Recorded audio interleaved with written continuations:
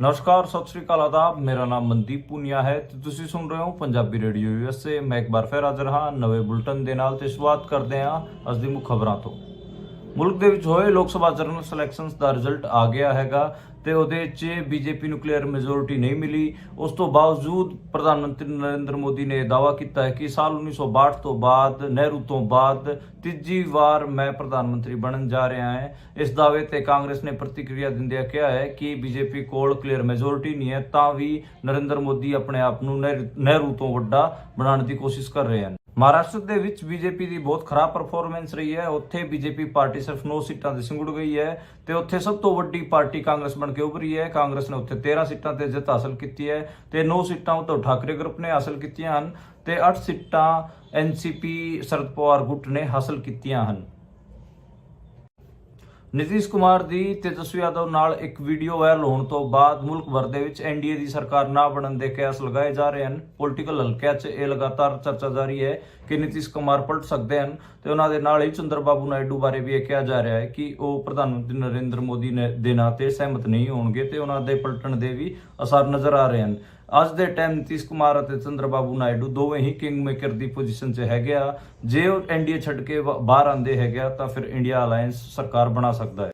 ਉੱਤਰ ਪ੍ਰਦੇਸ਼ ਦੀ Amethi seat ਤੋਂ ਭਾਜਪਾ ਦੀ ਕੇਂਦਰੀ ਮੰਤਰੀ ਸਮ੍ਰਿਤੀ ਇਰਾਨੀ ਨੂੰ ਕਾਂਗਰਸ ਦੇ ਕਿਸ਼ੋਰ ਲਾਲ ਸ਼ਰਮਾ ਨੇ ਚੋਣ ਹਰਾ ਦਿੱਤਾ ਹੈ। ਉਸ ਤੋਂ ਬਾਅਦ ਕਿਸ਼ੋਰ ਲਾਲ ਸ਼ਰਮਾ ਨੇ ਪੱਤਰਕਾਰਾਂ ਨੂੰ ਕਿਹਾ ਹੈ ਕਿ ਇਹ ਜਿੱਤ ਜਨਤਾ ਦੀ ਜਿੱਤ ਹੈ ਤੇ ਜਨਤਾ ਨੇ ਸਮ੍ਰਿਤੀ ਇਰਾਨੀ ਨੂੰ ਹਰਾਇਆ ਹੈ। 18ਵੇਂ ਲੋਕ ਸਭਾ ਚੋਣਾਂ ਦੌਰਾਨ ਬੀਜੇਪੀ ਦੇ ਕਈ ਵੱਡੇ ਆਗੂਆਂ ਅਤੇ ਕੇਂਦਰੀ ਮੰਤਰੀਆਂ ਨੂੰ ਹਾਰ ਦਾ ਸਾਹਮਣਾ ਕਰਨਾ ਪਿਆ ਹੈ। ਉਹਨਾਂ 'ਚ ਸੰਜੀਵ ਬਾਲਿਆਣ ਤੋਂ ਲੈ ਕੇ ਕੈਲਾਸ਼ ਚੌਧਰੀ, ਮੇਨਕਾ ਗਾਂਧੀ, ਸਮ੍ਰਿਤੀ ਇਰਾਨੀ ਦਾ ਨਾਮ ਸ਼ਾਮਿਲ ਹੈ। ਲੋਕ ਸਭਾ ਚੋਣਾਂ ਦੇ ਵਿੱਚ BSP ਯਾਨੀ ਕਿ ਬਹੁਜਨ ਸਮਾਜ ਪਾਰਟੀ ਦੀ ਬਹੁਤ ਖਰਾਬ ਪਰਫਾਰਮੈਂਸ ਰਹੀ ਹੈ। ਪਾਰਟੀ ਦੀ ਸੁਪਰੀਮੋ ਬਹਿਨ ਮਾਇਆਵਤੀ ਨੇ ਕਿਹਾ ਹੈ ਕਿ ਉਹ ਅੱਗੇ ਤੋਂ ਮੁਸਲਮਾਨ ਕੈਂਡੀਡੇਟਾਂ ਨੂੰ ਸੋਚ ਸਮਝ ਕੇ ਖੜਾਣਗੇ। ਮੁਸਲਮਾਨ ਵੋਟਰ ਨੇ ਉਹਨਾਂ ਨੂੰ ਵੋਟਾਂ ਨਹੀਂ ਪਾਈਆਂ ਹਨ। ਦੱਸਦੀ ਹੈ ਕਿ ਬਸਪਾ ਦੇ ਵੋਟਿੰਗ ਪਰਸੈਂਟ 'ਚ ਵੀ ਭਾਰੀ ਗਿਰਾਵਟ ਦੇਖੀ ਗਈ ਹੈ। ਹਿਮਾਚਲ ਪ੍ਰਦੇਸ਼ ਦੇ ਵਿੱਚ ਕਾਂਗਰਸ ਦੀ ਸਰਕਾਰ ਗਿਰਨ ਦਾ ਸੰਕਟ ਉਹਨਾਂ ਦੇ ਸਰ ਤੋਂ ਲੈ ਗਿਆ ਹੈਗਾ।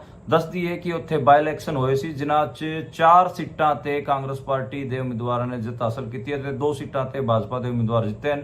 ਇਸ ਹਿਸਾਬ ਨਾਲ ਕਾਂਗਰਸ ਕੋਲ ਹੁਣ 38 ਵਿਧਾਇਕ ਹੋ ਗਏ ਹਨ ਤੇ ਮੈਜੋਰਿਟੀ ਵਾਸਤੇ ਸਿਰਫ 35 ਵਿਧਾਇਕਾਂ ਦੀ ਲੋੜ ਹੈ। ਇਸ ਕਰਕੇ ਕਾਂਗਰਸ ਦੀ ਸਰਕਾਰ ਹੁਣ ਭਾਜਪਾ ਹਿਮਾਚਲ ਪ੍ਰਦੇਸ਼ 'ਚ ਨਹੀਂ ਡੇਗ ਪਾਊਗੀ। ਇਹ ਸੀਗੀਆਂ ਅੱਜ ਦੀਆਂ ਮੁੱਖ ਖਬਰਾਂ। ਹੁਣ ਕਰਦੇ ਆਪਾਂ ਇਹਨਾਂ ਖਬਰਾਂ ਦਾ ਵਿਸ਼ਲੇਸ਼ਣ ਤੇ ਸ਼ੁਰੂਆਤ ਕਰਦੇ ਹਾਂ ਸਭ ਤੋਂ ਪਹਿਲੀ ਖਬਰ ਤੋਂ, ਜਿਹੜੇ ਕਿ ਪ੍ਰਧਾਨ ਮੰਤਰੀ ਨਰਿੰਦਰ ਮੋਦੀ ਦਾ ਕੱਲ ਦਾ ਸਪੀਚ ਹੈਗਾ। ਆਪਾਂ ਨੂੰ ਪਤਾ ਕਿ ਪ੍ਰਧਾਨ ਮੰਤਰੀ ਨਰਿੰਦਰ ਮੋਦੀ ਨੇ ਕੱਲ ਬਹੁਤ ਲੇਟ ਜਾ ਕੇ ਆਪਣਾ ਸਪੀਚ ਦਿੱਤਾ, ਫਾਈਨਲ ਸਪੀਚ ਦਿੱਤਾ। ਉਹਨਾਂ ਨੂੰ ਉਮੀਦ ਸੀਗੀ ਕਿ ਜਿਹੜੀ ਬੀਜੇਪੀ ਪਾਰਟੀ ਉਹ 300 ਪਾਰ ਕਰੂਗੀ ਤੇ ਕਲੀਅਰ ਮੈਜੋਰਿਟੀ 'ਚ ਆਊਗੀ, ਪਰ ਉਹ ਹੋ ਨਹੀਂ ਸਕਿਆ। ਬੀਜੇਪੀ 240 ਦੇ ਥੱਲੇ ਸਿਮਟ ਕੇ ਰਹਿ ਗਈ। 238 ਸੀਟਾਂ ਉਹਨਾਂ ਨੂੰ ਮਿਲੀਆਂ ਤੇ NDA ਇੱਕ ਹਿਸਾਬ ਨਾਲ ਕਹਿ ਸਕਦੇ ਹਾਂ ਬਹੁਮਤ 'ਚ ਹੈਗਾ, ਪਰ NDA 'ਚ ਜਿਹੜੇ ਧੜੇ ਹੈਗੇ ਆ ਉਹ ਉਹਨਾਂ ਨਾਲ ਉਸ ਹਿਸਾਬ ਨਾਲ ਨਹੀਂ ਦਿਖ ਰਹੇ ਜਿਵੇਂ ਦਿਖਣੇ ਚਾਹੀਦੇ ਸੀਗੇ। ਉਸ ਤੋਂ ਬਾਅਦ ਰਾਤ ਨੂੰ ਨਰਿੰਦਰ ਮੋਦੀ ਨੇ ਪਾਰਟੀ ਆਫਿਸ ਤੋਂ ਇੱਕ ਸਪੀਚ ਦਿੱਤਾ ਜਿਹਦੇ 'ਚ ਉਹਨਾਂ ਨੇ ਆਪਣੇ ਆਪ ਨੂੰ ਨਹਿਰੂ ਹੋਣ ਦਾ ਦਾਅਵਾ ਕੀਤਾ, ਕਿਉਂਕਿ ਇਸ ਮੁਲਕ ਦੇ ਵਿੱਚ ਲਗਾਤਾਰ 3 ਵਾਰ ਜਿਹੜਾ ਨਹਿਰੂ ਸੀਗਾ, ਪੰਡਿਤ ਨਹਿਰੂ ਸੀਗਾ, ਉਹ ਹੀ ਸਿਰਫ ਪ੍ਰਧਾਨ ਮੰਤਰੀ ਬਣ ਸਕਿਆ ਸੀਗਾ। ਪਰ ਨਰਿੰਦਰ ਮੋਦੀ ਨੇ ਕਿਹਾ ਕਿ 1962 ਤੋਂ ਬਾਅਦ ਕਿਤੇ ਨਾ ਕਿਤੇ ਇਹ ਪਹਿਲੀ ਵਾਰ ਹੋ ਰਿਹਾ ਹੈ ਕਿ ਤੀਜੀ ਵਾਰ ਸਾਡੀ ਕੋਈ ਸਰਕਾਰ ਰਿਪੀਟ ਕਰ ਰਹੀ ਹੈ ਤੇ ਕਿਤੇ ਨਾ ਕਿਤੇ ਉਹਨਾਂ ਦਾ ਇਸ ਦਾਅਵੇ ਤੇ ਕਾਂਗਰਸ ਨੇ ਪ੍ਰਤੀਕਿਰਿਆ ਦਿੱਤੀ ਹੈ। ਕਾਂਗਰਸ ਨੇ ਕਿਹਾ ਹੈ ਕਿ ਦੇਖੋ, ਨਹਿਰੂ ਕੋਲ ਜਿਹੜੇ 3 ਉਹਦੇ ਕਾਰਜਕਾਲ ਸੀਗੇ, 3 ਕਾਰਜਕਾਲਾਂ ਦੇ ਵਿੱਚ ਮੈਜੋਰਿਟੀ ਸੀਗੀ, ਕਲੀਅਰ ਮੈਜੋਰਿਟੀ ਸੀਗੀ, ਪਰ ਬੀਜੇਪੀ ਕੋਲ ਇਸ ਵਾਰ ਕਲੀਅਰ ਮੈਜੋਰਿਟੀ ਨਹੀਂ ਹੈ ਤੇ ਇਹ ਵੀ ਨਹੀਂ ਪਤਾ ਕਿ ਕੀ ਪਤਾ ਉਹ ਪ੍ਰਧਾਨ ਮੰਤਰੀ ਬਣ ਪਾਣ ਜਾਂ ਨਹੀਂ ਬਣ ਪਾਣ, ਕਿਉਂਕਿ ਲਗਾਤਾਰ ਇਹ ਗੱਲ ਵੀ ਸਰਕੂਲੇਟ ਹੋ ਰਹੀ ਹੈ ਕਿ ਨੀਤੀਸ਼ ਕੁਮਾਰ ਅਤੇ ਚੰਦਰਬਾਬੂ ਨਾਇਡੂ ਆਪਣਾ ਸਪੋਰਟ ਖਿੱਚ ਸਕਦੇ ਹਨ। ਇਸ ਕਰਕੇ ਜਿਹੜਾ ਪ੍ਰਧਾਨ ਮੰਤਰੀ ਨਰਿੰਦਰ ਮੋਦੀ ਦਾ ਦਾਅਵਾ ਸੀਗਾ ਆਪਣੇ ਆਪ ਨੂੰ ਨਹਿਰੂ ਵਰਗਾ ਪੇਸ਼ ਕਰਨ ਦਾ, ਉਹ ਕਿਤੇ ਨਾ ਕਿਤੇ ਖਾਰਿਜ ਹੁੰਦਾ ਹੈ ਤੇ ਉਹਨਾਂ ਨੇ ਆਪਣੀ ਪੂਰੀ ਤਿਆਰੀ ਕਰ ਰੱਖੀ ਸੀ। ਜੇ ਉਹ ਕਿਤੇ ਬੀਜੇਪੀ ਕਿਤੇ 272 ਤੋਂ ਜ਼ਿਆਦਾ ਸੀਟਾਂ ਜਿੱਤ ਜਾਂਦੀ ਤਾਂ ਉਹ ਆਪਣੇ ਆਪ ਨੂੰ ਨਹਿਰੂ ਵਰਗਾ ਲੀਡਰ ਹੀ ਬਣਾ ਕੇ ਪੇਸ਼ ਕਰਦੇ, ਪਰ ਇਸ ਵਾਰ ਉਹਨਾਂ ਦੀ ਜਿਹੜੀ ਕਲੀਅਰ ਮੈਜੋਰਿਟੀ ਨਹੀਂ ਆਈ ਹੈ। ਇਸ ਕਰਕੇ ਉਹਨਾਂ ਨੂੰ ਕ੍ਰਿਟਿਸਿਜ਼ਮ ਦਾ ਸਾਹਮਣਾ ਵੀ ਕਰਨਾ ਪੈ ਰਿਹਾ ਹੈ। ਈਵਨ ਬੀਜੇਪੀ ਦੇ ਅੰਦਰ ਵੀ ਬਹੁਤ ਸਾਰੀ ਉਥਲ-ਪੁਥਲ ਚੱਲ ਰਹੀ ਹੈ। ਰਾਜਨਾਥ ਸਿੰਘ ਤੋਂ ਲੈ ਕੇ ਨਿਤਿਨ ਗਡਕਰੀ ਤੱਕ ਪੂਰੀ ਇੱਕ ਅਲੱਗ ਕਿਸਮ ਦੀ ਡਾਇਰੈਕਸ਼ਨ ਦੇਣ ਦੀ ਕੋਸ਼ਿਸ਼ ਕਰ ਰਹੇ ਹਨ ਤੇ ਉਹਨਾਂ ਨੂੰ ਅਮਿਤ ਸ਼ਾਹ ਤੇ ਨਰਿੰਦਰ ਮੋਦੀ ਨੂੰ ਉਹਨਾਂ ਦੀ ਸੀਟ ਤੋਂ ਲਾਉਣ ਦੀ ਕੋਸ਼ਿਸ਼ ਵੀ ਕਰ ਰਹੇ ਹਨ। ਤੇ ਕਾਂਗਰਸ ਪਾਰਟੀ ਵੀ ਕੋਸ਼ਿਸ਼ ਕਰ ਰਹੀ ਹੈ ਕਿ ਕਿਸੇ ਕਿਸਮ ਦਾ ਇੱਕ ਨਵਾਂ ਸਮੀਕਰਨ ਬਣ ਪਾਵੇ। ਬੀਜੇਪੀ ਕੋਲ ਐਨਡੀਏ ਦੇ ਜਿਹੜੇ ਹੋਰ ਉਹਨਾਂ ਦੇ ਘਟਕ ਦਲ ਹੈਗੇ ਆ, ਜਿਹਦੇ ਚ ਨਿਤੀਸ਼ ਕੁਮਾਰ ਇੱਕ ਵੱਡੇ ਧਿਰ ਹੈਗੇ ਆ, ਚੰਦਰਬਾਬੂ ਨਾਇਡੂ ਦੂਜੀ ਵੱਡੀ ਧਿਰ ਹੈਗੇ ਆ, ਉਹਨਾਂ ਨੂੰ ਆਫਰ ਕਰਨ ਵਾਸਤੇ ਕੋਈ ਸਿਰਫ ਮੰਤਰਾਲੇ ਪਦ ਖਾਲੀ ਹੈਗੇ ਆ, ਵਜ਼ੀਰਾਂ ਦੇ ਪਦ ਖਾਲੀ ਹੈਗੇ ਆ, ਪ੍ਰਧਾਨ ਮੰਤਰੀ ਦੀ ਕੁਰਸੀ ਖਾਲੀ ਨਹੀਂ ਹੈ। ਜਿਹੜੀ ਕਾਂਗਰਸ ਪਾਰਟੀ ਹੈ ਫਿਰ ਇੰਡੀਆ ਅਲਾਈਅੰਸ ਹੈ, ਉਹਨਾਂ ਕੋਲ ਪ੍ਰਧਾਨ ਮੰਤਰੀ ਦੀ ਕੁਰਸੀ ਖਾਲੀ ਹੈ। ਜੇ ਉਹ ਚੰਦਰਬਾਬੂ ਨਾਇਡੂ ਅਤੇ ਨਿਤੀਸ਼ ਕੁਮਾਰ ਨੂੰ ਪ੍ਰਾਈਮ ਮਿਨਿਸਟਰ ਤੇ ਡਿਪਟੀ ਪ੍ਰਾਈਮ ਮਿਨਿਸਟਰਸ਼ਿਪ ਦੀ ਜੇ ਕੁਰਸੀ ਇੱਕ ਹਿਸਾਬ ਨਾਲ ਆਫਰ ਕਰ ਦੇਣ, ਫਿਰ ਤਾਂ ਸਰਕਾਰ ਇੰਡੀਆ ਅਲਾਈਅੰਸ ਦੀ ਬਣ ਸਕਦੀ ਹੈਗੀ ਆ। ਇਸ ਕਰਕੇ ਜਿਹੜਾ ਐਨਡੀਏ ਜਿੰਨੇ ਬੀਜੇਪੀ ਜਾਂ ਫਿਰ ਨਰਿੰਦਰ ਮੋਦੀ ਜਿਸ ਹਿਸਾਬ ਨਾਲ ਜਿੰਨੇ ਵੱਡੇ ਦਾਅਵੇ ਕਰ ਰਹੇ ਹਨ, ਕਦੇ ਉਹਨਾਂ ਦੇ ਉਹ ਵਾਅਦੇ ਫੋਕੇ ਨਾ ਪੈ ਜਾਣ। ਉਸ ਤੋਂ ਅਗਲੀ ਖਬਰ ਦੀ ਗੱਲ ਕਰਦੇ ਹੈਗੇ ਆ। ਅਗਲੀ ਖਬਰ ਆਈ ਮਹਾਰਾਸ਼ਟਰ ਤੋਂ। ਮਹਾਰਾਸ਼ਟਰ ਦੇ ਵਿੱਚ ਬੀਜੇਪੀ ਨੂੰ ਵੱਡਾ ਨੁਕਸਾਨ ਉਠਾਉਣਾ ਪਿਆ ਹੈ। ਬੀਜੇਪੀ ਨਹੀਂ ਬਲਕਿ ਐਨਡੀਏ ਦੇ ਜਿਹੜੇ ਘਟਕ ਦਲ ਸੀਗੇ ਉਹਨਾਂ ਨੂੰ ਵੀ ਵੱਡਾ ਨੁਕਸਾਨ ਉਠਾਉਣਾ ਪਿਆ ਹੈ। ਉੱਥੇ ਸਭ ਤੋਂ ਵੱਡੀ ਪਾਰਟੀ ਬਣ ਕੇ ਕਾਂਗਰਸ ਉੱਭਰੀ ਹੈ। ਕਾਂਗਰਸ 13 ਸੀਟਾਂ ਤੇ ਚੋਣ ਜਿੱਤੀ ਹੈ। ਕਾਂਗਰਸ ਬਾਰੇ ਇਹ ਕਿਹਾ ਜਾ ਰਿਹਾ ਸੀ 5 ਤੋਂ 6 ਸੀਟਾਂ ਜਿੱਤ ਸਕਦੀ ਹੈਗੀ। ਐਗਜ਼ਿਟ ਪੋਲਾਂ 'ਚ ਵੀ ਬਹੁਤ ਘੱਟ ਸੀਟਾਂ ਕਾਂਗਰਸ ਨੂੰ ਦਿੱਤੀਆਂ ਜਾ ਰਹੀਆਂ ਸੀ, ਪਰ ਕਾਂਗਰਸ ਨੇ ਹੈਰਾਨ ਕਰਦਿਆਂ ਸਭ ਤੋਂ ਵੱਡਾ ਦਲ ਮਹਾਰਾਸ਼ਟਰ ਦੀ ਪੋਲਿਟਿਕਸ ਦੇ ਵਿੱਚ ਹੋਣ 'ਚ ਆਇਆ ਹੈਗਾ ਤੇ 13 ਸੀਟਾਂ ਕਾਂਗਰਸ ਨੇ ਜਿੱਤੀਆਂ ਹਨ ਤੇ 9 ਸੀਟਾਂ ਉद्धਵ ਠਾਕਰੇ ਨੇ ਜਿੱਤੀਆਂ ਹਨ ਤੇ 8 ਸੀਟਾਂ ਐਨਸੀਪੀ ਜਿਹੜੀ ਸ਼ਰਦ ਪਵਾਰ ਵਾਲੀ ਹੈਗੀ ਆ ਉਹਨੇ ਜਿੱਤੀਆਂ ਹਨ। ਤੇ ਜੇ ਆਪਾਂ ਗੱਲ ਕਰੀਏ ਬੀਜੇਪੀ ਦੀ, ਬੀਜੇਪੀ ਸਿਰਫ ਜਿਹੜੀ ਹੈਗੀ ਆ ਉਹ ਸਿਰਫ 9 ਸੀਟਾਂ ਜਿੱਤ ਪਾਈ ਹੈਗੀ ਆ।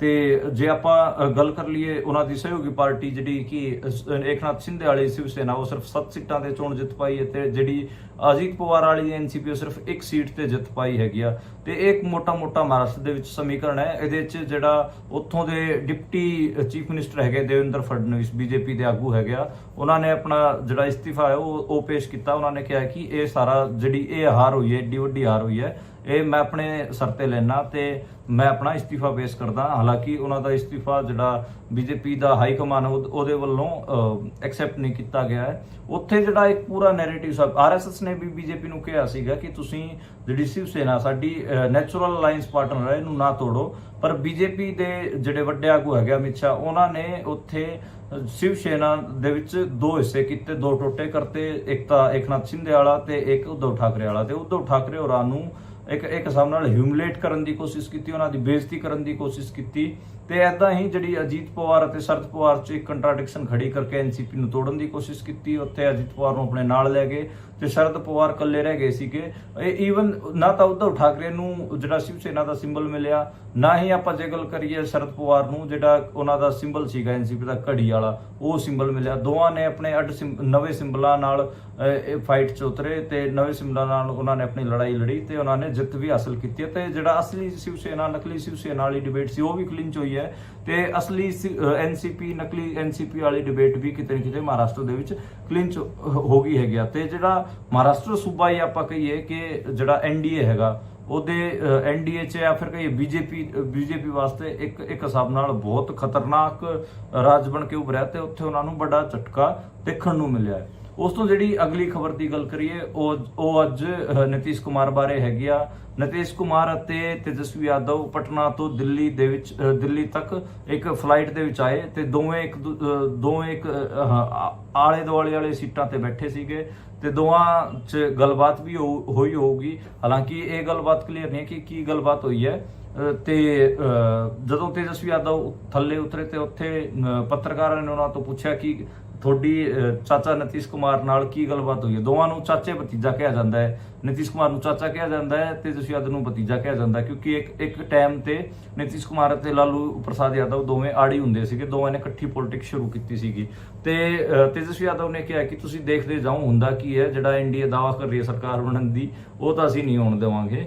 ਤੇ ਨਿਤੀਸ਼ ਕੁਮਾਰ ਤੋਂ ਜਦੋਂ ਪੁੱਛਿਆ, ਪੱਤਰਕਾਰਾਂ ਨੇ ਪੁੱਛਣ ਦੀ ਕੋਸ਼ਿਸ਼ ਕੀਤੀ ਕਿ ਤੁਹਾਡੀ ਕੀ ਗੱਲਬਾਤ ਹੋਈ ਹੈ, ਤੇ ਨਿਤੀਸ਼ ਕੁਮਾਰ ਨੇ ਕਿਹਾ ਕਿ ਆਪ ਪੱਤਰਕਾਰਾਂ ਵੱਲ ਹੱਥ ਕਰਕੇ ਕਿ ਆਪ ਸਾਰਿਆਂ ਨੂੰ ਨਮਨ ਹੈ ਤੇ ਉਹਨਾਂ ਨੇ ਕੋਈ ਜਵਾਬ ਨਹੀਂ ਦਿੱਤਾ। ਈਵਨ ਨਿਤੀਸ਼ ਕੁਮਾਰ ਨੇ ਟਵੀਟ ਕਰਕੇ ਪ੍ਰਧਾਨ ਮੰਤਰੀ ਨਰਿੰਦਰ ਮੋਦੀ ਅਤੇ ਅਮਿਤ ਸ਼ਾਹ ਨੂੰ ਕੋਈ ਵਧਾਈ ਵੀ ਨਹੀਂ ਦਿੱਤੀ ਹੈ। ਤਾਂ ਇੱਕ ਹਿਸਾਬ ਨਾਲ ਹਾਲਾਂਕਿ ਉਹ ਐਨਡੀਏ ਦੀ ਬੈਠਕ 'ਚ ਸ਼ਾਮਿਲ ਹੋਏ ਸੀ, ਉਹ ਬੈਠਕ 'ਚ ਤਾਂ ਇਸ ਕਰਕੇ ਸ਼ਾਮਿਲ ਹੋਏ ਹੋਣਗੇ ਕਿ ਉਹਨਾਂ ਨੂੰ ਪਤਾ ਲੱਗ ਸਕੇ ਕਿ ਐਨਡੀਏ ਕੋਲ ਕੀ ਹੈ ਉਹਨਾਂ ਨੂੰ ਆਫਰ ਕਰਨ ਵਾਸਤੇ। ਸੋਨੀਆ ਗਾਂਧੀ ਦਾ ਫੋਨ ਨਿਤੀਸ਼ ਕੁਮਾਰ ਨੂੰ ਗਿਆ ਹੈਗਾ। ਨਿਤੀਸ਼ ਕੁਮਾਰ ਨੂੰ ਡਿਪਟੀ ਪ੍ਰਾਈਮ ਮਿਨਿਸਟਰਸ਼ਿਪ ਦੀ ਚੇਅਰ ਆਫਰ ਹੋ ਚੁੱਕੀ ਹੈ। ਇੰਡੀਆ ਅਲਾਈਅੰਸ ਵੱਲੋਂ ਉਹਨਾਂ ਨੂੰ ਕਿਹਾ ਗਿਆ ਕਿ ਤੁਹਾਨੂੰ ਅਸੀਂ ਡਿਪਟੀ ਪ੍ਰਾਈਮ ਮਿਨਿਸਟਰ ਬਣਾ ਦੇਵਾਂਗੇ ਤੇ ਹਾਲਾਂਕਿ ਉਹਨਾਂ ਦਾ ਕੋਈ ਜਵਾਬ ਨਹੀਂ ਆਇਆ ਹੈਗਾ। ਉਹਨਾਂ ਨੇ ਦੋਵਾਂ ਦੇ ਆਫਰ ਸੁਣੇ ਹਨ ਤੇ ਚੰਦਰਬਾਬੂ ਨਾਇਡੂ ਤੇ ਬਹੁਤ ਸਾਰੀਆਂ ਚੀਜ਼ਾਂ ਡਿਪੈਂਡ ਕਰਦੀਆਂ ਹੈਗੀਆਂ। ਚੰਦਰਬਾਬੂ ਨਾਇਡੂ ਆਂਧਰ ਪ੍ਰਦੇਸ਼ ਦੇ ਵਿੱਚ ਇਕੱਲੇ ਹੀ ਸਰਕਾਰ ਬਣਾ ਰਹੇ ਹਨ ਤੇ ਉਹਨਾਂ ਕੋਲ ਹੁਣ 16 ਸੀਟਾਂ ਹੈਗੀਆਂ, ਨਿਤੀਸ਼ ਕੁਮਾਰ ਕੋਲ 12 ਸੀਟਾਂ ਹੈਗੀਆਂ ਤੇ ਇਹ ਜੇ ਦੋਵਾਂ ਨੂੰ ਦੇਖ ਲਈਏ ਤਾਂ ਇਹ 28 ਸੀਟਾਂ ਬਣਦੀਆਂ ਹੈਗੀਆਂ ਤੇ ਐਨਡੀਏ ਕੋਲ ਹੁਣ ਟੋਟਲ 290 ਸੀਟਾਂ ਹੈਗੀਆਂ। ਜੇ ਚੰਦਰਬਾਬੂ ਨਾਇਡੂ ਅਤੇ ਨਿਤੀਸ਼ ਕੁਮਾਰ ਦੋਵੇਂ ਹੀ ਅਲਾਈਅੰਸ ਤੋਂ ਬਾਹਰ ਹੋ ਜਾਂਦੇ ਹੈਗੇ ਤੇ ਉਸ ਦੇ ਪਿੱਛੇ ਟੋਟਲ ਜੇ ਆਪਾਂ 290 ਸੀਟਾਂ ਤੋਂ 28 ਸੀਟਾਂ ਘਟਾਉਂਦੇ ਹੈਗੇ ਤਾਂ 262 ਨੰਬਰ ਬਚ ਜਾਂਦੇ ਹੈਗੇ ਤੇ ਸਰਕਾਰ ਬਣਾਉਣ ਵਾਸਤੇ ਜਿਹੜਾ ਨੰਬਰ ਚਾਹੀਦਾ ਹੈਗਾ ਉਹ 272 ਦਾ ਆંકੜਾ ਹੈਗਾ ਤੇ 272 ਤੋਂ 10 ਸੀਟਾਂ ਘੱਟ ਹੋ ਜਾਂਦੀਆਂ ਹਨ। ਤੇ ਜੇ ਇੰਡੀਆ ਅਲਾਈਅੰਸ ਨਾਲ ਉਹ ਚਲੇ ਜਾਂਦੇ ਹੈਗੇ ਤਾਂ ਵੀ ਜਿਹੜਾ ਇੰਡੀਆ ਅਲਾਈਅੰਸ ਕੋਲ ਹੁਣ 232 ਦਾ ਆંકੜਾ ਹੈਗਾ, ਜੇ 28 ਹੋਰ ਜੋੜ ਦਈਏ ਤੇ ਇਹ ਜਿਹੜਾ ਆંકੜਾ ਬਣਦਾ ਹੈਗਾ ਇਹ 260 ਦਾ ਬਣ ਜਾਂਦਾ ਹੈ। ਤੇ ਇਸ ਤੋਂ ਇਲਾਵਾ ਚੰਦਰ ਸ਼ੇਖਰ ਆਜ਼ਾਦ ਆਪਾਂ ਗੱਲ ਕਰੀਏ ਨਗੀਨਾ ਸੀਟ ਤੋਂ ਜਿੱਤੇ ਹੋਏ ਨੇ, ਉਹ ਵੀ ਇਹਨਾਂ ਨਾਲ ਆ ਜਾਣਗੇ। ਲਾਲੂ ਜਿਹੜਾ ਇੱਕ ਆਪਾਂ ਕਹੀਏ ਕਿ ਜਿਹੜਾ ਪੱਪੂ ਯਾਦਵ ਹੈ ਬਿਹਾਰ ਤੋਂ, ਉਹ ਵੀ ਇੰਡੀਪੈਂਡੈਂਟ ਜਿੱਤਿਆ, ਉਹ ਵੀ ਇਹਨਾਂ ਨਾਲ ਆ ਜਾਊਗਾ ਤੇ ਹੋਰ ਵੀ ਕਈ ਛੋਟੇ ਜਿਹੜੇ ਇੰਡੀਪੈਂਡੈਂਟ ਉਮੀਦਵਾਰ ਹੈਗੇ ਆ ਉਹਨਾਂ ਨਾਲ ਕਾਂਗਰਸ ਦੀ ਗੱਲਬਾਤ ਚੱਲ ਰਹੀ ਹੈ। ਮੈਨੂੰ ਲੱਗ ਰਿਹਾ ਹੈ ਕਿ ਵੱਡਾ ਖੇਲ ਹੋ ਸਕਦਾ ਹੈਗਾ ਇੰਡੀਆ ਦੇ ਵਿੱਚ। ਮਮਤਾ ਬਨਰਜੀ, ਅਖਿਲੇਸ਼ ਯਾਦਵ ਅਤੇ ਸੋਨੀਆ ਗਾਂਧੀ ਤਿੰਨੇ ਹੀ ਲੱਗੇ ਹੋਏ ਹਨ ਕਿ ਕਿਸੇ ਕਿਸਮ ਦੀ ਜੋੜ ਤੋੜ ਹੋ ਸਕੇ ਤੇ ਐਨਡੀਏ ਨੂੰ ਜਾਂ ਫਿਰ ਬੀਜੇਪੀ ਨੂੰ ਸਰਕਾਰ ਬਣਾਉਣ ਤੇ ਰੋਕਿਆ ਜਾ ਸਕੇ ਤੇ ਇਸ ਦੀ ਪੂਰੀ ਗੱਲਬਾਤ ਚੱਲ ਰਹੀ ਹੈਗੀ ਆ। ਉਸ ਤੋਂ ਜਿਹੜੀ ਅਗਲੀ ਖਬਰ ਦੀ ਗੱਲ ਕਰੀਏ ਉਹ ਆਈ ਅਮੇਠੀ ਤੋਂ। ਅਮੇਠੀ 'ਚ ਆਪਾਂ ਨੂੰ ਪਤਾ ਹੈ ਕਿ ਜਿਹੜੀ ਸਮ੍ਰਿਤੀ ਇਰਾਨੀ ਹੈਗੀ ਆ ਉਹ ਕਿਸ਼ੋਰੀ ਲਾਲ ਸ਼ਰਮਾ KL ਸ਼ਰਮਾ ਤੋਂ ਚੋਣ ਉੱਥੇ ਹਾਰ ਗਈ ਹੈਗੀ ਆ ਤੇ KL ਸ਼ਰਮਾ ਬੇਸਿਕਲੀ ਅਮੇਠੀ ਅਤੇ ਰਾਏਬਰੇਲੀ ਦੇ ਵਿੱਚ ਕਾਂਗਰਸ ਪਾਰਟੀ ਦਾ ਕੰਮ ਸਾਂਭਦੇ ਹੁੰਦੇ ਸੀਗੇ। ਉਹਨਾਂ ਨੂੰ ਉੱਥੇ ਲੋਕਲ ਉੱਤਰ ਪ੍ਰਦੇਸ਼ ਦੇ ਵਿੱਚ ਸੋਨੀਆ ਗਾਂਧੀ ਅਤੇ ਰਾਹੁਲ ਗਾਂਧੀ ਦਾ PA ਗਿਣਿਆ ਜਾਂਦਾ ਸੀਗਾ ਤੇ ਇਹਨਾਂ ਨੇ ਆਪਣੇ PA ਨੂੰ ਟਿਕਟ ਦੇ ਕੇ ਸਮ੍ਰਿਤੀ ਇਰਾਨੀ ਨੂੰ ਉੱਥੇ ਹਰਾਤਾ, ਰੋਲਤਾ ਤੇ 1,32,000 ਵੋਟਾਂ ਦੇ ਨੇੜੇ ਤੇੜੇ ਜਿਹੜੀ ਹਾਰ ਹੈਗੀ ਆ ਸਮ੍ਰਿਤੀ ਇਰਾਨੀ ਦੀ ਹੋਈ ਹੈ। ਤੇ ਇਹ ਵੀ ਦੱਸਦੀ ਹੈ ਕਿ ਕਿਸ਼ੋਰੀ ਲਾਲ ਸ਼ਰਮਾ ਨੇ ਕਿਹਾ ਕਿ ਇਹ ਜਿੱਤ ਮੇਰੀ ਜਿੱਤ ਨਹੀਂ ਹੈ ਬਲਕਿ ਜਨਤਾ ਦੀ ਜਿੱਤ ਹੈ। ਉਸ ਤੋਂ ਜਿਹੜੀ ਅਗਲੀ ਖਬਰ ਦੀ ਗੱਲ ਕਰੀਏ ਉਹ ਹੈਗੀ ਆ ਕਿ ਭਾਜਪਾ ਦੇ ਜਿਹੜੇ ਵੱਡੇ ਦਿੱਗਜ ਆਗੂ ਸੀਗੇ, ਵੱਡੇ ਆਗੂ ਸੀਗੇ, ਕੇਂਦਰੀ ਮੰਤਰੀ ਸੀਗੇ, ਕੇਂਦਰੀ ਵਜ਼ੀਰ, ਉਹ ਵੀ ਕਈ ਸਾਰੇ ਚੋਣ ਹਾਰ ਗਏ ਹਨ। ਜੇ ਆਪਾਂ ਗੱਲ ਕਰੀਏ ਸੰਜੀਵ ਬਾਲਿਆਣ ਦੀ, ਸੰਜੀਵ ਬਾਲਿਆਣ ਉੱਤਰ ਪ੍ਰਦੇਸ਼ ਦੀ ਮੁਜ਼ੱਫਰਨਗਰ ਸੀਟ ਤੋਂ ਚੋਣ ਲੜਦੇ ਸੀਗੇ ਤੇ ਉਹ ਵੀ ਚੋਣ ਹਾਰ ਗਏ ਹਨ। ਕੈਲਾਸ਼ ਚੌਧਰੀ ਜਿਹੜੇ ਕਿ ਕੇਂਦਰੀ ਖੇਤੀਬਾੜੀ ਮੰਤਰੀ ਸੀਗੇ ਉਹ ਵੀ ਚੋਣ ਹਾਰ ਗਏ ਹੈਗੇ ਆ। ਤੇ ਉਸ ਤੋਂ ਇਲਾਵਾ ਜਿਹੜਾ ਅਜੇ ਮਿਸ਼ਰਾ ਟੇਣੀ ਉਹ ਵੀ 35,000 ਵੋਟਾਂ ਨਾਲ ਚੋਣ ਹਾਰ ਗਿਆ ਹੈਗਾ। ਕੇਂਦਰੀ ਗ੍ਰਹਿ ਰਾਜ ਮੰਤਰੀ ਸੀਗਾ ਉਹ ਤੇ ਉਹਦੇ ਮੁੰਡੇ ਨੇ ਕਿਸਾਨਾਂ ਦੇ ਥਾਰ ਵੀ ਚੜਾਈ ਸੀਗੀ ਤੇ 5 ਕਿਸਾਨਾਂ ਦੀ ਮੌਤ ਹੋ ਗਈ ਸੀ ਉਹਦੇ 'ਚ ਤੇ ਉਸ ਨੂੰ ਵੀ ਚੋਣਾਂ 'ਚ ਹਰਾ ਦਿੱਤਾ ਹੈ ਤੇ ਉਸ ਨੂੰ ਉੱਥੋਂ ਦੇ ਲੋਕਾਂ ਨੇ 35,000 ਵੋਟਾਂ ਨਾਲ ਹਰਾਇਆ। ਸਮਾਜਵਾਦੀ ਪਾਰਟੀ ਉੱਥੇ ਜਿੱਤੂ ਰਹੀ ਹੈ। ਇੱਕ ਵੱਡੀ ਖਬਰ ਹੈਗੀ। ਮੈਨੂੰ ਤਾਂ ਪਰਸਨਲੀ ਬਹੁਤ ਸਕੂਨ ਮਿਲਿਆ ਕਿ ਇਦਾਂ ਦੇ ਗੰਦੇ ਬੰਦੇ ਨੂੰ ਤਾਂ ਕਤੀ ਵੀ ਪਾਰਲੀਮੈਂਟ ਦੇ ਵਿੱਚ ਨਹੀਂ ਹੋਣਾ ਚਾਹੀਦਾ ਤੇ ਉਸ ਪੂਰੇ ਮੁਲਕ ਨੇ ਉਸ ਖੁਸ਼ੀ ਨੂੰ ਸੈਲੀਬ੍ਰੇਟ ਕੀਤਾ ਹੈ। ਉਸ ਤੋਂ ਇਲਾਵਾ ਜੇ ਆਪਾਂ ਗੱਲ ਕਰੀਏ ਅਰਜੁਨ ਮੁੰਡਾ ਜਿਹੜਾ ਕਿ ਕਿਸਾਨ ਅੰਦੋਲਨ ਦੂਜਾ ਚੱਲ ਰਿਹਾ ਹੈ ਉਹਦੇ 'ਚ ਗੱਲਬਾਤ ਕਰਨ ਵਾਸਤੇ ਆਉਂਦੇ ਹੁੰਦੇ ਸੀਗੇ ਅਰਜੁਨ ਮੁੰਡਾ, ਉਹ ਵੀ ਚੋਣ ਹਾਰ ਗਏ ਹਨ ਤੇ ਉਹਨਾਂ ਨੂੰ ਖੁੱਟੀ ਜਿਹੜੀ ਲੋਕ ਸਭਾ ਹੈਗੀ ਕਾਲੀਚਰਨ ਮੁੰਡਾ ਨੇ ਉੱਥੇ ਚੋਣ ਹਰਾਇਆ ਹੈਗਾ। ਮੇਨਕਾ ਗਾਂਧੀ ਜਿਹੜੇ ਕਿ ਵੱਡਾ ਨਾਂ ਹੈਗੇ ਸੰਜੇ ਗਾਂਧੀ ਦੀ ਵਾਈਫ ਵੀ, ਉਹ ਸੁਲਤਾਨਪੁਰ ਤੋਂ ਉੱਤਰ ਪ੍ਰਦੇਸ਼ ਦੀ ਸੁਲਤਾਨਪੁਰ ਸੀਟ ਤੋਂ ਚੋਣ ਹਾਰ ਗਈ ਹੈਗੀ ਆ ਤੇ ਉੱਥੇ ਉਹਨਾਂ ਨੂੰ ਕਰੀਬਨ 45,000 ਵੋਟਾਂ ਤੋਂ ਹਾਰ ਦਾ ਮੂੰਹ ਦੇਖਣਾ ਪਿਆ ਹੈ। ਉਸ ਤੋਂ ਜੇ ਆਪਾਂ ਹੋਰ ਵੀ ਕਈ ਵੱਡੇ ਆਗੂਆਂ ਦੀ ਗੱਲ ਕਰੀਏ ਉਹਨਾਂ 'ਚ ਮਹਿੰਦਰਨਾਥ ਪਾਂਡੇ, ਕੁਸ਼ਲ ਕਿਸ਼ੋਰ, ਸਾਧਵੀ ਨਿਰੰਜਨ ਜੋਤੀ, RK ਸਿੰਘ, ਮੁਰਲੀਧਰਨ, ਇਹ ਸਾਰੇ ਚੋਣ ਹਾਰ ਗਏ ਹਨ। ਈਵਨ ਕਾਂਗਰਸ ਦਾ ਜੇ ਆਪਾਂ ਕਾਂਗਰਸ ਦੀ ਗੱਲ ਕਰੀਏ ਤੇ ਜਿਹੜਾ ਕਾਂਗਰਸ ਦਾ ਵੱਡਾ ਆਗੂ ਸੀਗਾ ਧੀਰ ਰੰਜਨ ਚੌਧਰੀ ਪੱਛਮੀ ਬੰਗਾਲ ਦੇ ਵਿੱਚ, ਉਹ ਚੋਣ ਹਾਰ ਗਿਆ ਹੈਗਾ। ਮੱਧ ਪ੍ਰਦੇਸ਼ 'ਚ ਜਿਹੜਾ ਕਮਲਨਾਥ ਦਾ ਮੁੰਡਾ ਸੀਗਾ ਉਹ ਚੋਣ ਹਾਰ ਗਿਆ ਹੈਗਾ ਨਕੁਲਨਾਥ। ਇਹਦੇ ਤੇ ਮੈਨੂੰ ਵੀ ਸਕੂਨ ਮਿਲਿਆ ਜਿਹੜਾ ਕਮਲਨਾਥ ਹੈਗਾ ਤੇ ਕਮਲਨਾਥ ਦਾ ਮੁੰਡਾ ਚੋਣ ਆ ਰਿਹਾ, ਮੈਨੂੰ ਬਹੁਤ ਪਰਸਨਲੀ ਬਹੁਤ ਸਕੂਨ ਮਿਲਿਆ ਕਿਉਂਕਿ ਆਪਾਂ ਨੂੰ ਪਤਾ ਕਿ ਉਹਨਾਂ ਦਾ ਨਾਂ ਜਿਹੜੇ ਸਿੱਖਾਂ ਦਾ ਕਤਲੇਆਮ ਹੋਇਆ ਦਿੱਲੀ ਦੇ ਵਿੱਚ ਉਹਨਾਂ 'ਚ ਉਹਨਾਂ ਦਾ ਨਾਂ ਸੀਗਾ ਤੇ ਉਹਨਾਂ ਨੇ ਸੰਪਰਦਾਇਕ ਕਮਿਊਨਲ ਫਿਰਕਾ ਪ੍ਰਸਤੀ ਵਾਲੇ ਦੰਗੇ ਕੀਤੇ ਤੇ ਉਹਦੇ 'ਚ ਸਿੱਖਾਂ ਨੂੰ ਟਾਰਗੇਟ ਕੀਤਾ। ਏਦਾਂ ਦੇ ਬੰਦੇ ਪਾਰਲੀਮੈਂਟ 'ਚ ਨਹੀਂ ਪਹੁੰਚਣੇ ਚਾਹੀਦੇ ਤੇ ਕਾਂਗਰਸ ਤੇ ਵੀ ਇੱਕ ਸੀਰੀਅਸ ਕੁਐਸਚਨ ਹੈ, ਉਹਨਾਂ ਨੇ ਏਦਾਂ ਦੇ ਬੰਦਿਆਂ ਨੂੰ ਅੱਗੇ ਕਿਉਂ ਕੀਤਾ। ਜਦੋਂ ਵਿਧਾਨ ਸਭਾ ਚੋਣਾਂ 'ਚ ਆ ਰਹੇ ਉਦੋਂ ਵੀ ਮੈਨੂੰ ਖੁਸ਼ੀ ਹੋਈ ਸੀ ਤੇ ਹੁਣ ਇਹ ਲੋਕ ਸਭਾ ਚੋਣਾਂ 'ਚ ਉਹਨਾਂ ਦਾ ਮੁੰਡਾ ਆ ਰਿਹਾ ਉਦੋਂ ਵੀ ਮੈਨੂੰ ਖੁਸ਼ੀ ਹੋਈ ਹੈ ਕਿ ਉਹਨਾਂ ਦਾ ਹਾਰਨਾ ਬਹੁਤ ਜ਼ਰੂਰੀ ਸੀ। ਜੇ ਆਪਾਂ ਗੱਲ ਕਰੀਏ ਰਾਜਾ ਵੜਿੰਗ ਉੱਥੇ ਕਮਲਨਾਥ ਦੀ ਸਟੇਜ ਤੇ ਜਾ ਕੇ ਰੋ ਕੇ ਆਇਆ ਸੀ ਕਿ ਕਮਲਨਾਥ ਦਾ ਬਿਲਕੁਲ ਕਲੀਅਰ ਹੈ, ਉਹ ਬਿਲਕੁਲ ਸਿੱਖ ਦੰਗਿਆਂ 'ਚ ਨਹੀਂ ਰਿਹਾ। ਹਾਲਾਂਕਿ ਰਾਜਾ ਵੜਿੰਗ ਲੁਧਿਆਣੇ ਤੋਂ ਜਿੱਤ ਗਿਆ ਹੈਗਾ ਕਿਉਂਕਿ ਉਹ ਰਵਨੀਤ ਬਿੱਟੂ ਦੇ ਖਿਲਾਫ ਲੜ ਰਿਹਾ ਸੀਗਾ। ਉੱਥੇ ਲੁਧਿਆਣੇ ਦੀ ਜਨਤਾ ਦੇ ਸਾਹਮਣੇ ਤੋਂ ਇੱਕ ਸੀਰੀਅਸ ਕੁਐਸਚਨ ਸੀਗਾ ਕਿ ਸਾਰੇ ਨਲਾਇਕ ਕੈਂਡੀਡੇਟ ਕੈਂਡੀਡੇਟ ਸੀਗੇ, ਕਿਉਂਕਿ ਆਪਾਂ ਨੂੰ ਪਤਾ ਰਾਜਾ ਵੜਿੰਗ ਵੀ ਇੰਦਰਾ ਮੇਰੀ ਮੰਮੀ ਹੈ ਟਾਈਪ ਟੀ-ਸ਼ਰਟ ਪਾਉਂਦਾ ਰਿਹਾ ਹੈ। ਤੇ ਕਿਤੇ ਨਾ ਕਿਤੇ ਹੋਰ ਵੀ ਚੀਜ਼ਾਂ ਹੈਗੀਆਂ ਜਿਹੜੇ ਕਿ ਸਿੱਖਾਂ ਵਾਲੇ ਪਰਸਪੈਕਟਿਵ 'ਚ, ਜੇ ਸਿੱਖ ਪੋਲਿਟਿਕਸ ਦੇ ਪਰਸਪੈਕਟਿਵ 'ਚ ਦੇਖੀਏ ਤਾਂ ਉਹ ਬਹੁਤ ਜ਼ਿਆਦਾ ਨੈਗੇਟਿਵ ਜਾਂਦੀਆਂ ਨੇ। ਤੇ ਕਮਲਨਾਥ ਦਾ ਹਾਰਨਾ ਵੀ ਬਹੁਤ ਜ਼ਰੂਰੀ ਸੀਗਾ। ਤੇ ਉਸ ਤੋਂ ਇਲਾਵਾ ਜੇ ਮੈਂ ਗੱਲ ਕਰਾਂ ਉਮਰ ਅਬਦੁੱਲਾ ਤੇ ਪੀਡੀਪੀ ਦੀ ਮਹਿਬੂਬਾ ਮੁਫਤੀ, ਇਹ ਦੋ ਵੀ ਚੋਣ ਹਾਰ ਗਏ ਹਨ ਤੇ ਉਹਨਾਂ ਨੂੰ ਦੂਜੇ ਤਰੀਕੇ ਨਾਲ ਚੋਣ ਹਰਾਇਆ ਗਿਆ। ਉੱਥੇ ਬੀਜੇਪੀ ਖੁਦ ਚੋਣ ਨਹੀਂ ਲੜ ਰਹੀ ਸੀ, ਬਲਕਿ ਉੱਥੇ ਉਹਨਾਂ ਨੇ ਇੰਡੀਪੈਂਡੈਂਟ ਕੈਂਡੀਡੇਟ ਖੜੇ ਕਰ ਰੱਖੇ ਸੀਗੇ, ਜਿਹੜੇ ਕਿ ਬੀਜੇਪੀ ਅਤੇ ਏਜੰਸੀਆਂ ਨੇ ਉਹਨਾਂ ਨੂੰ ਬੈਕਅਪ ਦਿੱਤਾ ਹੋਇਆ ਸੀਗਾ। ਹੁਣ ਜਿਹੜੀ ਉਸ ਤੋਂ ਅਗਲੀ ਖਬਰ ਦੀ ਗੱਲ ਕਰੀਏ ਉਹ ਬੀਐਸਪੀ ਬਾਰੇ ਹੈਗੀ, ਬਹੁਜਨ ਸਮਾਜ ਪਾਰਟੀ ਬਾਰੇ। ਬਹੁਜਨ ਸਮਾਜ ਪਾਰਟੀ ਇਸ ਵਾਰ ਕੋਈ ਵੀ ਸੀਟ ਨਹੀਂ ਜਿੱਤ ਪਾਈ ਹੈ ਤੇ ਉਹਦਾ ਇੱਕ ਰੀਜ਼ਨ ਮੈਨੂੰ ਲੱਗਦਾ ਹੈਗਾ ਉਹ ਇਹ ਹੈ ਕਿ ਪਹਿਲਾਂ ਹੀ ਉਹਨਾਂ ਬਾਰੇ ਇਹ ਕਲੀਅਰ ਮੈਸੇਜਿੰਗ ਹੋ ਗਈ ਸੀ ਕਿ ਉਹ ਬੀਜੇਪੀ ਨਾਲ ਰਲ ਕੇ ਚੋਣ ਲੜ ਰਹੇ ਹਨ, ਇਸ ਕਰਕੇ ਉਹਨਾਂ ਨੂੰ ਕੋਈ ਸੀਟ ਨਹੀਂ ਮਿਲੀ। ਹਾਲਾਂਕਿ ਬਹਿਨ ਮਾਇਆਵਤੀ ਨੇ ਪ੍ਰੈਸ ਕਾਨਫਰੰਸ ਕਰਕੇ ਕਿਹਾ ਹੈ ਕਿ ਉਹ ਅੱਗੇ ਤੋਂ ਸੋਚ ਸਮਝ ਕੇ ਮੁਸਲਮਾਨ ਉਮੀਦਵਾਰਾਂ ਨੂੰ ਟਿਕਟਾਂ ਦੇਣਗੇ। ਉਹਨਾਂ ਨੇ ਬਹੁਤ ਸਾਰੇ ਮੁਸਲਮਾਨ ਉਮੀਦਵਾਰਾਂ ਨੂੰ ਟਿਕਟਾਂ ਇਸ ਕਰਕੇ ਦਿੱਤੀਆਂ ਸੀ ਕਿ ਉਹਨਾਂ ਨੂੰ ਮੁਸਲਿਮ ਵੋਟ ਮਿਲੂਗਾ, ਪਰ ਉਹਨਾਂ ਨੂੰ ਮੁਸਲਿਮ ਵੋਟ ਨਹੀਂ ਮਿਲਿਆ। ਉਹਨਾਂ ਨੇ ਕਿਹਾ ਕਿ ਮੈਨੂੰ ਮੇਰੀ ਜਾਤੀ ਦਾ ਵੋਟ ਜ਼ਰੂਰ ਮਿਲਿਆ ਪਰ ਮੁਸਲਮਾਨਾਂ ਦੇ ਵੋਟ ਨਹੀਂ ਮਿਲੇ। ਤੇ ਬਹੁਜਨ ਸਮਾਜ ਪਾਰਟੀ ਦਾ ਵੋਟ ਪਰਸੈਂਟ ਵੀ ਬਹੁਤ ਜ਼ਿਆਦਾ ਗਿਰਿਆ ਹੈ ਤੇ ਬਹੁਜਨ ਸਮਾਜਵਾਦੀ ਪਾਰਟੀ ਦਾ ਪਿਛਲੇ ਵਾਰ ਜਿਹੜਾ ਵੋਟ ਪਰਸੈਂਟ ਸੀ ਉਹ 19% ਸੀਗਾ ਤੇ ਇਸ ਵਾਰ ਉਹ ਸਿਰਫ 9% ਰਹਿ ਗਿਆ ਹੈਗਾ। ਤੇ ਗੱਲ ਕਰੀਏ ਉਹ ਪਿਛਲੇ ਵਾਰ ਉਹਨਾਂ ਕੋਲ 10 ਸੀਟਾਂ ਸੀਗੀਆਂ, ਇਸ ਵਾਰ ਕੋਈ ਵੀ ਸੀਟ ਉਹਨਾਂ ਨੂੰ ਨਹੀਂ ਮਿਲੀ ਹੈ। ਮਾਇਆਵਤੀ ਨੂੰ ਸੋਚਣਾ ਚਾਹੀਦਾ ਕਿ ਕੀ ਉਹਨਾਂ ਦੇ ਪੂਰੇ ਕੈਂਪੇਨ 'ਚ ਜਾਂ ਫਿਰ ਕੀ ਦਿੱਕਤਾਂ ਰਹੀਆਂ ਹੈਗੀਆਂ। ਮਾਇਆਵਤੀ ਨੂੰ ਇੰਡੀਆ ਅਲਾਈਅੰਸ 'ਚ ਸ਼ਾਮਿਲ ਹੋਣਾ ਚਾਹੀਦਾ ਸੀਗਾ, ਪਹਿਲੀ ਬਾਤ ਤਾਂ ਇਹ। ਦੂਜੀ ਗੱਲ ਇਹ ਕਿ ਮਾਇਆਵਤੀ ਦੀ ਪੂਰੀ ਇੱਕ ਜਿਹੜੀ ਛਵੀ ਹੈਗੀ ਆ ਉਹ ਕਿਤੇ ਨਾ ਕਿਤੇ ਇਸ ਕਿਸਮ ਦੀ ਹੋ ਗਈ ਹੈ ਕਿ ਉਹ ਬੀਜੇਪੀ ਨੂੰ ਮਦਦ ਕਰਦੀ ਹੈਗੀ ਆ ਤੇ ਇਸ ਕਰਕੇ ਉਹਨੂੰ ਇਸ ਕਿਸਮ ਦਾ ਡੈਂਟ ਉਭਰਿਆ ਹੈ। ਉਹ ਕਦੇ ਵੀ ਨਰਿੰਦਰ ਮੋਦੀ ਤੇ ਹਮਲਾ ਨਹੀਂ ਬੋਲਦੀ ਤੇ ਜਿਹੜਾ ਕਾਂਗਰਸ ਅਤੇ ਸਮਾਜਵਾਦੀ ਪਾਰਟੀ ਹੈ ਉਹਨਾਂ ਤੇ ਉਹ ਬਹੁਤ ਖਾਸੀ ਹਮਲਾਵਰ ਰਹਿੰਦੀ ਹੈ। ਇਸ ਕਰਕੇ ਉਹਨਾਂ ਦਾ ਇਹ ਅਸਰ ਹੋਇਆ ਹੈ, ਉਹਨਾਂ ਨੂੰ ਕਿਤੇ ਵੀ ਕੋਈ ਜਿਹੜੀ ਆਪਾਂ ਕਿ ਸਨਮਾਨਜਨਕ ਵੋਟ ਕਿਸੇ ਵੀ ਸੀਟ ਤੇ ਨਹੀਂ ਮਿਲੀ। ਉਸ ਤੋਂ ਜਿਹੜੀ ਅਗਲੀ ਖਬਰ ਦੀ ਆਪਾਂ ਗੱਲ ਕਰੀਏ ਉਹ ਹਿਮਾਚਲ ਪ੍ਰਦੇਸ਼ ਬਾਰੇ ਹੈਗੀ ਆ। ਹਿਮਾਚਲ ਪ੍ਰਦੇਸ਼ ਦੇ ਵਿੱਚ ਆਪਾਂ ਨੂੰ ਪਤਾ ਹੈ ਕਿ ਕਾਂਗਰਸ ਦੀ ਸਰਕਾਰ ਤੇ ਖਤਰਾ ਮੰਡਰਾ ਰਿਹਾ ਸੀਗਾ। ਉਹ ਇਲੈਕਸ਼ਨਾਂ ਤੋਂ ਪਹਿਲਾਂ ਹੀ ਉੱਥੇ ਬੀਜੇਪੀ ਨੇ 6 ਕਾਂਗਰਸੀ ਵਿਧਾਇਕਾਂ ਨੂੰ ਤੋੜ ਲਿਆ ਸੀ ਤੇ ਜਿਹੜੀ ਕਾਂਗਰਸ ਦੀ ਸਰਕਾਰ ਸੀ ਉਹ ਅਲਪਮਤ 'ਚ ਆ ਗਈ ਸੀਗੀ। ਹਾਲਾਂਕਿ ਜਿਹੜੇ ਕਾਂਗਰਸ ਦੇ ਸਪੀਕਰ ਸੀਗੇ ਵਿਧਾਨ ਸਭਾ ਸਪੀਕਰ, ਉਹਨਾਂ ਨੇ ਉਹਨਾਂ 6 ਵਿਧਾਇਕਾਂ ਦੀ ਵਿਧਾਇਕੀ ਖਾਰਜ ਕਰ ਦਿੱਤੀ ਸੀ। ਦਲ ਬਦਲੂ ਕਾਨੂੰਨ ਦੇ ਤਹਿਤ 2/3 ਮੈਜੋਰਿਟੀ ਹੋਣੀ ਚਾਹੀਦੀ ਜੇ ਤੁਸੀਂ ਦਲ ਵੀ ਬਦਲਣਾ ਚਾਹੁੰਦੇ ਹੈਗੇ ਹੋ ਤੇ ਉਹ ਨਹੀਂ ਬਣਦੀ ਸੀਗੀ। ਤੇ ਹੁਣ ਬਾਈ ਇਲੈਕਸ਼ਨ ਹੋਇਆ ਉਹਨਾਂ 6 ਸੀਟਾਂ ਤੇ ਉਹ 6 ਵਿਧਾਇਕ ਜਿਹੜੇ ਟੁੱਟ ਕੇ ਬੀਜੇਪੀ 'ਚ ਗਏ ਸੀਗੇ, ਉਹਨਾਂ ਨੇ ਬੀਜੇਪੀ ਦੀ ਟਿਕਟ ਤੋਂ ਚੋਣ ਲੜਿਆ ਤੇ ਉਹਨਾਂ 'ਚੋਂ ਸਿਰਫ 2 ਹੀ ਜਿੱਤ ਪਾਏ। 4 ਜਿਹੜੇ ਵਿਧਾਇਕ ਸੀਗੇ ਚੋਣ ਹਾਰ ਗਏ ਤੇ ਕਿਤੇ ਨਾ ਕਿਤੇ ਕਾਂਗਰਸ ਨੇ 6 ਨਵੇਂ ਬੰਦਿਆਂ ਨੂੰ ਟਿਕਟਾਂ ਦਿੱਤੀਆਂ ਤੇ 4 ਬੰਦੇ ਉੱਥੇ ਜਿੱਤ ਗਏ ਹੈਗੇ। ਤੇ ਹੁਣ ਕਾਂਗਰਸ ਕੋਲ ਜਿਹੜਾ ਨੰਬਰ ਹੈਗਾ ਉਹ 38 ਦਾ ਹੈਗਾ ਤੇ 68 ਸੀਟਾਂ ਦੀ ਜਿਹੜੀ ਵਿਧਾਨ ਸਭਾ ਬਣਦੀ ਹੈ ਹਿਮਾਚਲ ਪ੍ਰਦੇਸ਼ ਦੀ ਤੇ ਮੈਜੋਰਿਟੀ ਵਾਸਤੇ ਆਪਾਂ ਸਰਕਾਰ ਬਣਾਉਣ ਵਾਸਤੇ 35 ਸੀਟਾਂ ਦੀ ਲੋੜ ਹੁੰਦੀ ਹੈ ਤੇ ਹੁਣ ਕਾਂਗਰਸ ਕੋਲ 38 ਸੀਟਾਂ ਹੈਗੀਆਂ ਤੇ ਯਾਨੀ ਕਿ 3 ਸੀਟਾਂ ਜ਼ਿਆਦਾ ਹੈਗੀਆਂ ਤੇ ਇਸ ਹਿਸਾਬ ਨਾਲ ਜਿਹੜੀ ਕਾਂਗਰਸ ਦੀ ਸਰਕਾਰ ਹੈ ਉੱਥੇ ਟੁੱਟਣ ਤੋਂ ਬਚ ਗਈ ਹੈਗੀ ਆ ਤੇ ਸੁਖਵਿੰਦਰ ਸਿੰਘ ਸੁੱਖੂ ਹਿਮਾਚਲ ਪ੍ਰਦੇਸ਼ ਦੇ ਵਿੱਚ ਕਾਂਗਰਸ ਦੇ ਮੁੱਖ ਮੰਤਰੀ ਬਣੇ ਰਹਿਣਗੇ।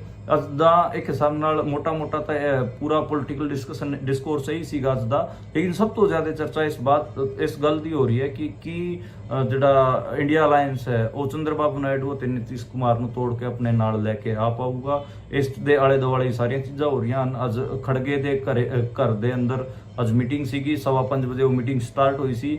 ਹਜੇ ਉਹਦਾ ਇਹ ਪਤਾ ਨਹੀਂ ਲੱਗ ਸਕਿਆ ਕਿ ਉਸ ਮੀਟਿੰਗ 'ਚ ਕੀ ਹੋਇਆ, ਪਰ ਕਿਤੇ ਨਾ ਕਿਤੇ ਇੱਕ ਚਰਚਾ ਚੱਲ ਰਹੀ ਹੈ ਕਿ ਚੰਦਰਬਾਬੂ ਨਾਇਡੂ ਅਤੇ ਨਿਤੀਸ਼ ਕੁਮਾਰ ਨੂੰ ਕਿਵੇਂ ਤੋੜ ਕੇ ਲੈ ਕੇ ਆਇਆ ਜਾਵੇ। ਤੇ ਅੱਜ ਵਾਸਤੇ ਇੰਨਾ ਹੀ ਸੀਗਾ। ਅੱਜ ਪੂਰਾ ਦਿਨ ਇਲੈਕਸ਼ਨਾਂ ਬਾਰੇ ਹੀ ਗੱਲ ਹੁੰਦੀ ਰਹੀ, ਇਸ ਕਰਕੇ ਅਸੀਂ ਜਿਹੜਾ ਸਾਡਾ ਬੁਲੇਟਿਨ ਹੈਗਾ ਉਹ ਇਲੈਕਸ਼ਨਾਂ ਤੇ ਹੀ ਰੱਖਿਆ। ਕੱਲ ਅਸੀਂ ਦੁਬਾਰੇ ਮਿਲਾਂਗੇ ਇਸੇ ਟਾਈਮ ਤੇ ਤੁਸੀਂ ਦੇਖਦੇ ਤੇ ਸੁਣਦੇ ਰਹੋ।